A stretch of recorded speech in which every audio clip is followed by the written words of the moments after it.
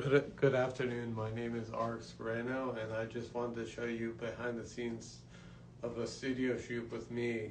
And this is one of my lights, and this is a parabolic umbrella that I use with it. And this is a Flashpoint Explorer 600 R2 strobe light.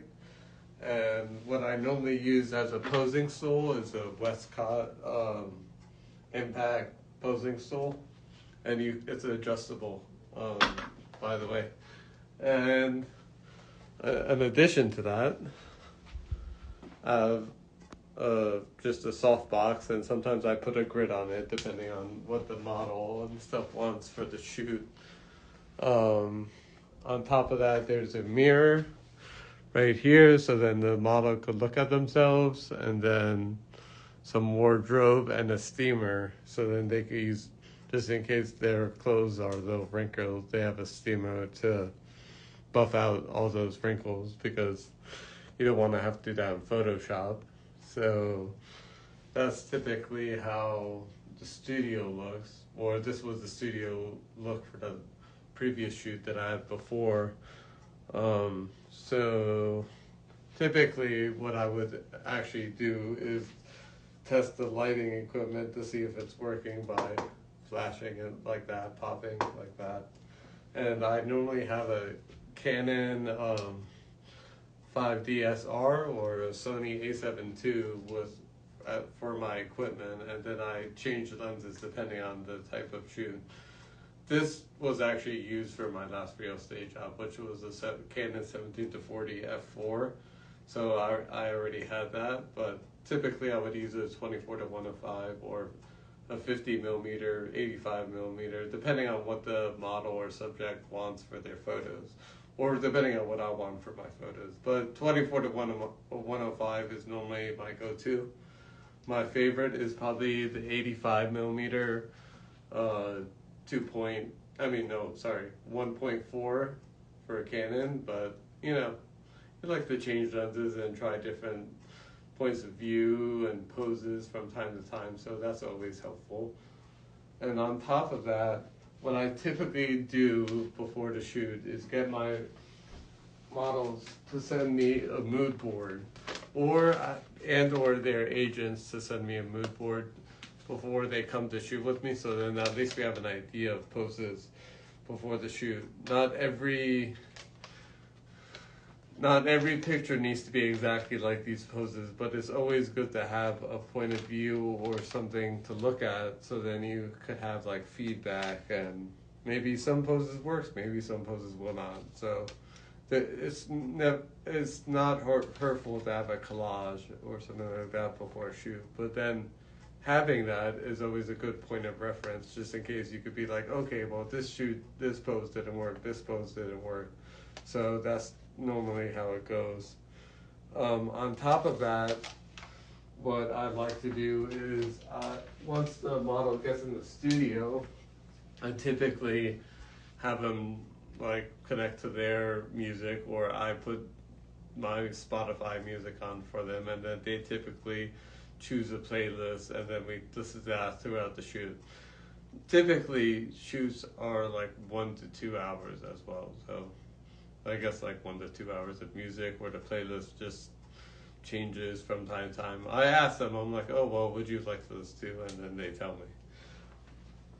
And on top of that, what I like to do is I put my camera on this, and it typically just makes sure most of my pictures are vertical in the studio, unless I change them or unless the model wanted a different light. But this is typically what I use, and it's just a light stand, and then I attach a clamp on it along with a Manfrotto little tripod hook that keeps all my pictures vertical. So if you want to know why or how all my pictures are vertical in the studio, probably because of this. But then on location, I normally shoot mostly horizontally and some vertical. I guess it depends on the shoot and then the type of look I'm going for, but This is typically what I use in the studio, so that way I have more time to pose the models rather than worry about like the camera, and then like I won't be in their face. I could just like pose them and then go back to the camera and then just shoot like that.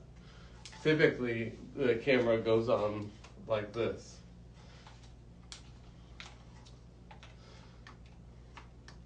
You kind of hear it click when it goes on.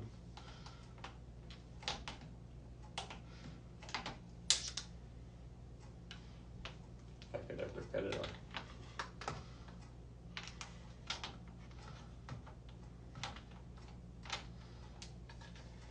Or maybe it's the other way.